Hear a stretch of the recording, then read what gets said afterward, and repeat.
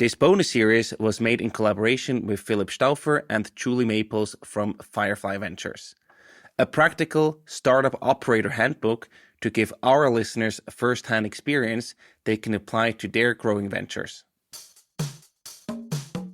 If a board meeting is really well prepared by the founders, those things are all laid out, at least in the opinion of the founders and the management team.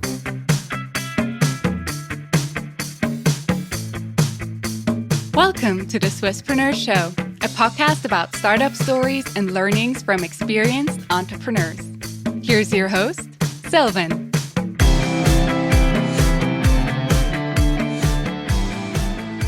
Philip, thank you so much for taking the time for being here with us for this 5-piece bonus series about the operational aspects of being a founder. You are a co-founder and general partner at Firefly Ventures, through which you are invested in companies like AngelList, Phil's Coffee, Definity, Beekeeper, and many others. You're also a board member at the Swiss Entrepreneurs Foundation and a founding board member at the Swiss Blockchain Federation. Thank you for taking the time and for being here today. Super happy to be here. Thanks, Sylvan. Today's topic is how to nail your board meetings. So before we dive into the operational tactics, what is the actual role of a board? What are some to-dos and to-not-dos as a board?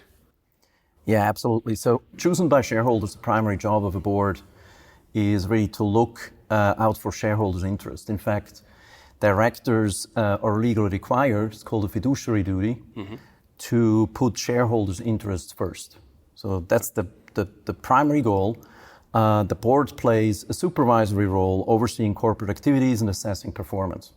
But if you break it down into probably two key aspects, one is hire and fire the CEO. And the CEO then is responsible for allocating resources and hiring the right team and driving the performance that the company really needs. Yeah.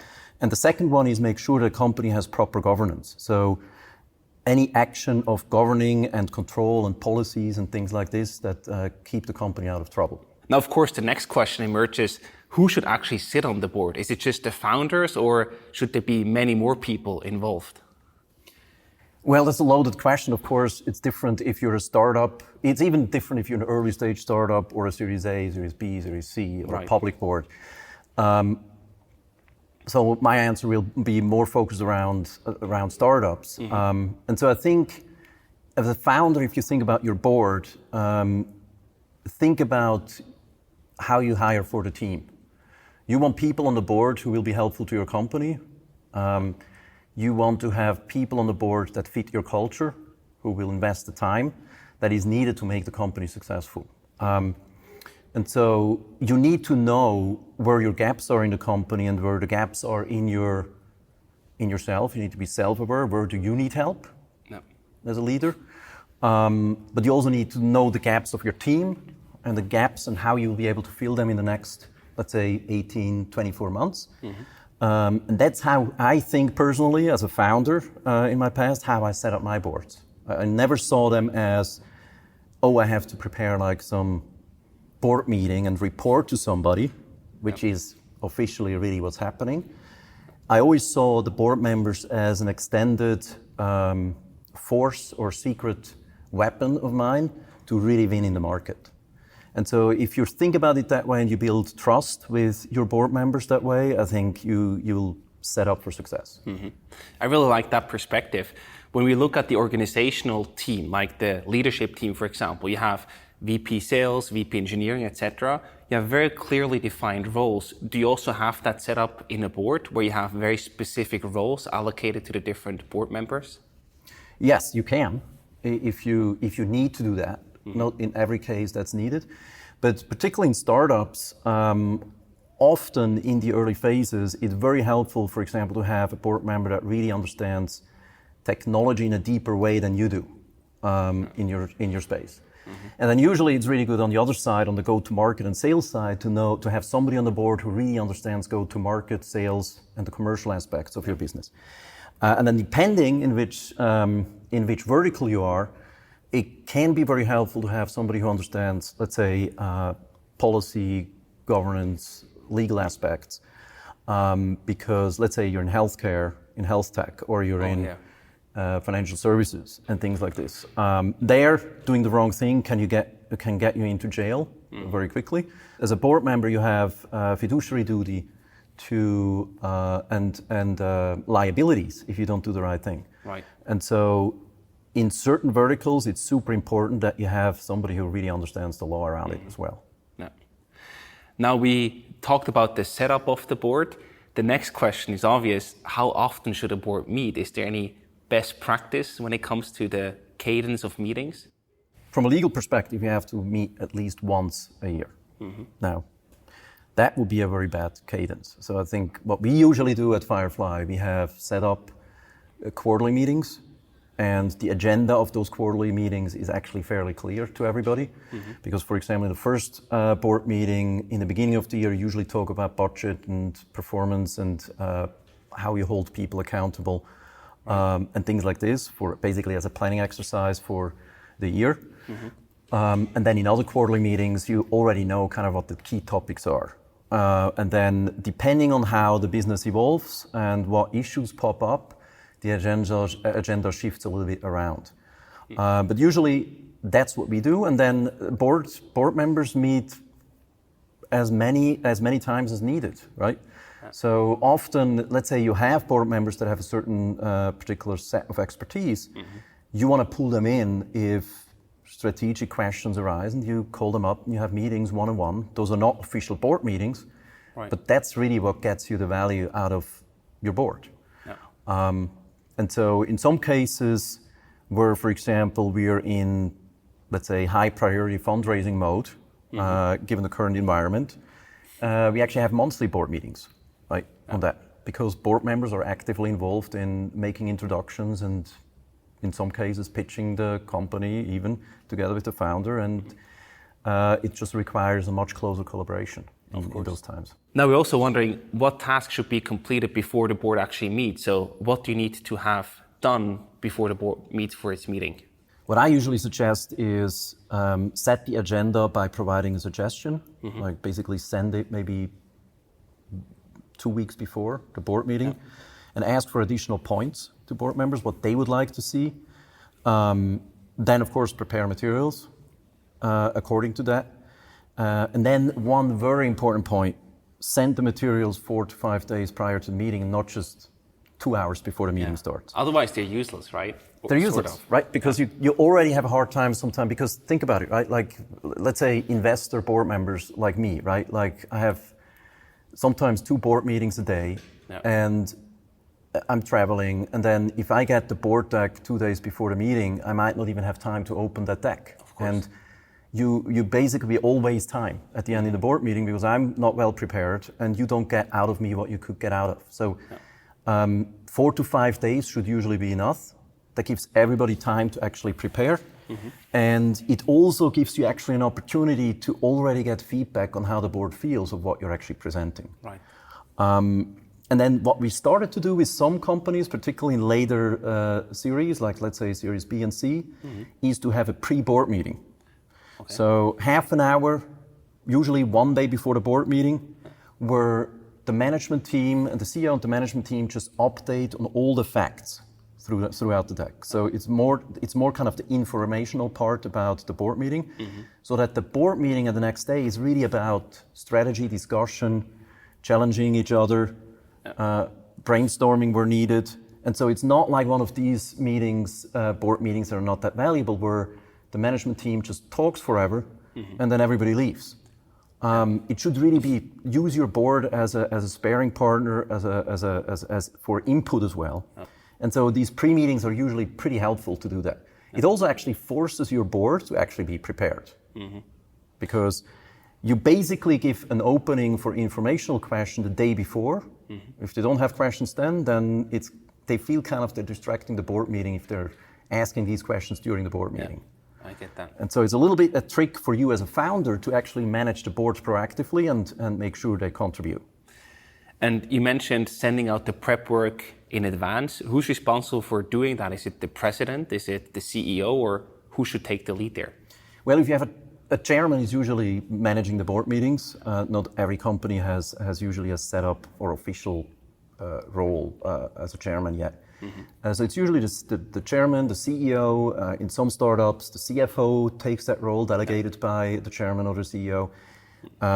It should be somebody who is in the board meeting as well. And it should be somebody who obviously is trusted with the company because it's highly confidential information in some cases. You also mentioned the agenda. Is there such a thing as the typical board meeting agenda? Well, that's also a loaded question, but I think there's a few points that are important, like as a first point, the call to order. I think that's important. Just somebody has to announce the board meeting is actually now starting, because that's when minutes basically start. And sometimes you have board members or the board catching up on certain issues that are not part of an official board meeting. And I think you have to make it clear to the team when the board meeting actually starts. Then agenda adjustments, if anybody has last changes to that, approval of previous board meetings, meeting minutes is usually done in the beginning. Then the business reports, and this can be several, also presented by non-board members, like you bring in your management team, which is usually a great thing to actually get visibility for the board members to your team, but also the other way around.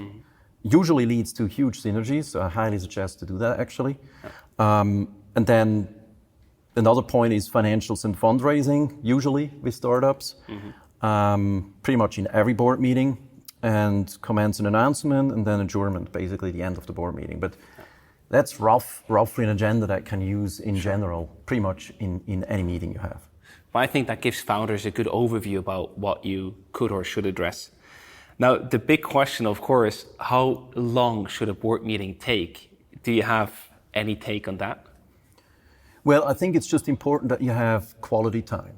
So sometimes, particularly when you get into strategy discussions, you always underestimate how much time it takes and also how valuable it is to actually really go deeper, right? So our board meetings, the quarterly ones, are usually anywhere from 3 to 5 hours. Wow, yeah. It depends a little bit on the agenda as well. A great way to do it, particularly if you have out-of-town board members and it's an in-person board meeting, then it's great to have, for example, a dinner the night before, being able to catch up in person as well. It's not just always about the business and the subject matter, but it's also about the personal relationship and having time to catch up what's happening with family. And most often your board members become very close business partners. Sure. And it's important to know each other on a personal level as well. And that's always great to do breakfasts or dinners or lunches before the board meeting itself. And how much of that time do you spend on updating versus making decisions or facilitating discussions? Yes, so if you have the plan to do a kind of a pre-board meeting, then I think the decision making and like substance discussion is really 100%. Otherwise, I think it's probably a mix of 25% updating and 75% decision making and discussion on that. In my opinion, it should never be more than 25% in terms of updating. Yeah, you need to make decisions and to discuss, not to update each other. Right. And how do you actually make decisions as a board? Does that usually happen within that time frame that you allocated for yourself, or do you need more time to make decisions and facilitate discussions? How does that work? Well-prepared meetings, it's just important to know what has to be decided, what are the options of those things that have to be decided, so option A, B, C, and what are the implications of those options, right? Now, if a board meeting is really well prepared by the founders, those things are all laid out, at least in the opinion of the founders and the management team. And where it gets really valuable is then when a board member looks at it and says, hey, did you think about this? Or I think option B that you propose is actually very risky because of, let's say, regulatory issues. So I think we should not consider that one. So I think as soon as the quicker you get into the discussion of option evaluation of your personal or your management's point of view, and whittle down those options with valuable board input, that's when decisions start to happen. Now, the bad board meetings are those where options are not clearly laid out yet, and so you have to kind of start from scratch, and that's when you usually run out of time, and you keep discussing and developing options, and eventually nobody decides on what actually has to be done. So the best board meetings I've been in are always the ones where options are kind of laid out already. They can always be augmented by by option D, if you have A, B, C. Right. But that's kind of the art and science of decision making, to be well prepared on those. Board members are prepared on what they've seen, so they come in with a kind of opinions already as well. Yeah. So that decision making and these discussions are kind of quick, efficient, respectful, and some dicey like subject matters that you have to discuss. Yeah. But preparation is everything in these things. And after the meeting, you usually have to-dos that you should take care of, that you also need to track. Who's responsible for tracking them? Well, it's at the end of the day, it's the CEO and his team, of course the board, but I think it's the interest of the founder and the CEO to keep track of those. Think of your board as, okay, they're all suffering under ADD, running out of that board meeting and then running to the next thing. It's in your interest that you own these things, follow up with homework that everybody has, make sure it comes through. Just that's part of managing your board proactively. Absolutely. And I always took ownership of that as a founder. Yeah.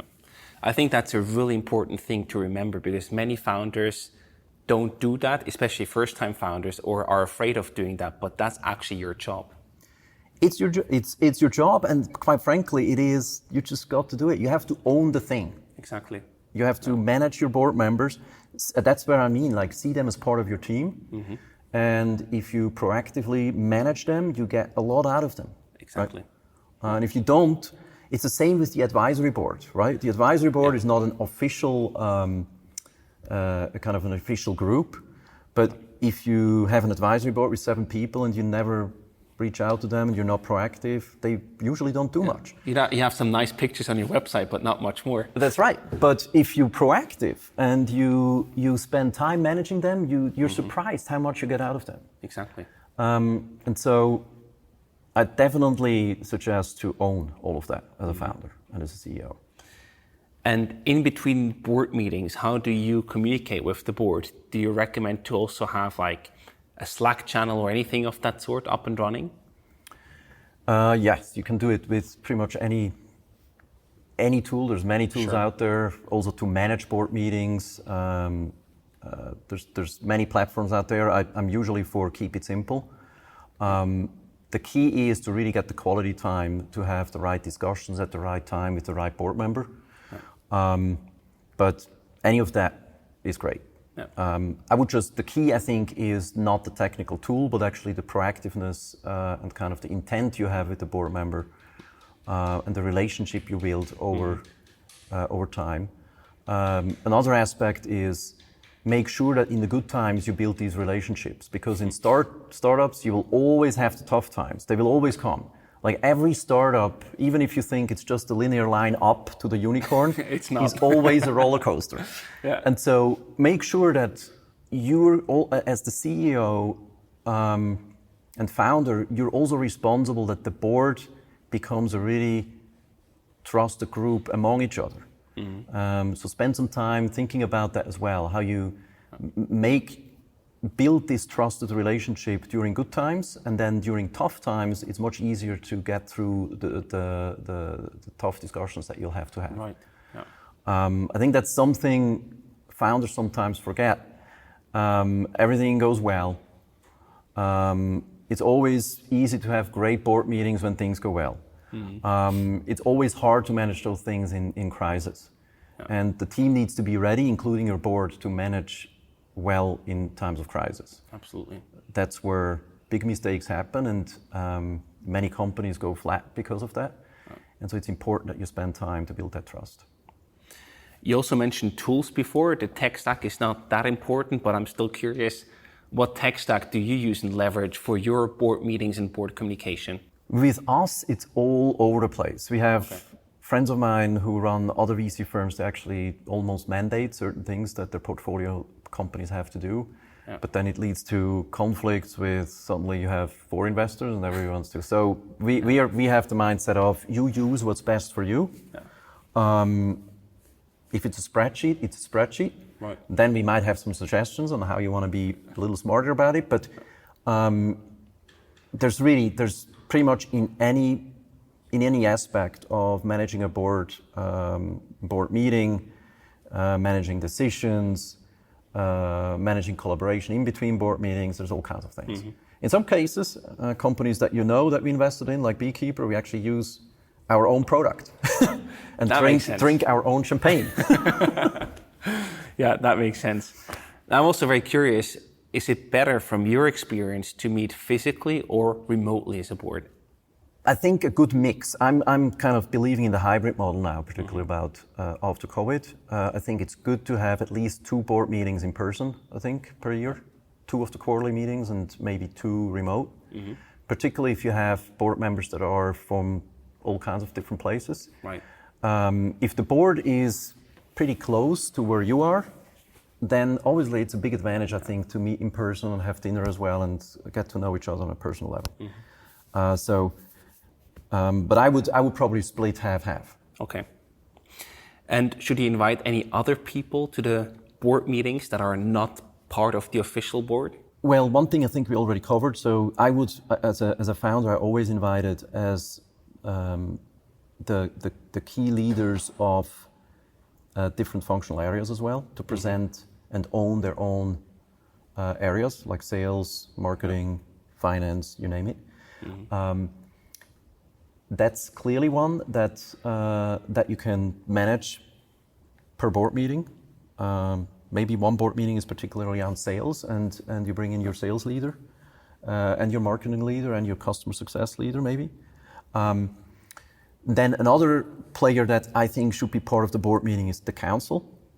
In the US, it's actually quite interesting. In the US, most of the councils we work with offer to join any board meeting for free, because they know if they join, they first of all are in the loop in a very efficient way. They get to know investors and other board members, so they learn about the dynamics of certain things, so they can be smarter and better as a corporate counsel. Mm-hmm.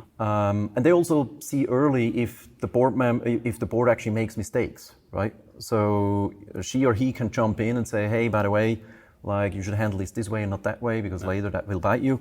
And they do it for free for that reason, because they know if they do a good job and build a partnership in that perspective, from that perspective with the founder and the company, and the company is successful, the work will follow, right?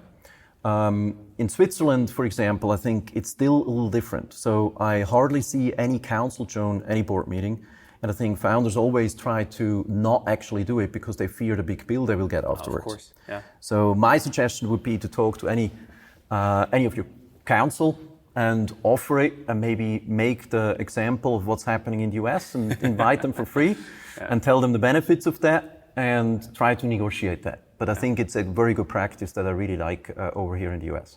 That's a fantastic takeaway. Philip, is there anything else that you would like to add to the board topic? Maybe quick summary, like I really think you should see your board as your team. Mm-hmm. If you see your board as anything else, then I think you're not thinking about your board the right way. The second point I would want to make is talk about good news in the board, but definitely talk about bad news, and talk about bad news early.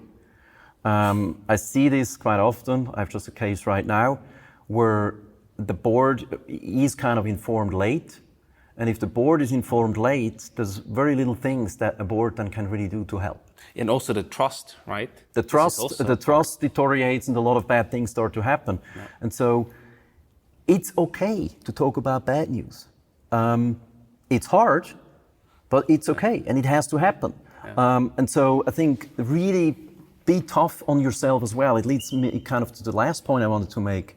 Like, be transparent, always. Mm-hmm. Always transparent. Yeah. You can only win with that. And actually, if you're transparent with an investor, particularly investor director, mm-hmm.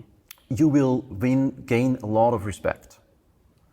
If you bring bad news early and you're fully transparent, you actually gain respect, and you build your reputation as a leader who sees both the good news and the opportunities, but also the threats. And one weakness of founders is sometimes to not see the risks the right way, or not see the bad news, or not see the writing on the wall. And if that bad news hits the board too late, then it leads to real frustration, and also few options that the board can actually really do in order to help. Right. So as a CEO, see yourself as a board member as well. You're a CEO of the company, basically the operational leader, but you're also a board member with the same fiduciary duties as anybody else on the board. So your own job is actually to fire yourself if you're not doing your work as the CEO, right? Yeah. So you should always look in the mirror and say, hey, always think about, would you fire yourself or not, right? Mm-hmm. That's how you think. You have a dual role. You're a CEO and you're a board member. Sure. And so think about it that way, and think about what would you want if you're the CEO, if you're the board member, what would you want to tell yourself around bad news? And it becomes very, very clear suddenly what you have to do, right? It's very, very clear what the right thing is to do. Mm-hmm. And so think about it that way, and I think that way you will just become a better CEO, a better founder, and a better board member. And ultimately you'll build the better company. Fantastic. I think perfect way to end this episode. Philip, thank you so much for these actionable tips, and we'll see you back here for the next episode. Thanks so much, Sylvain.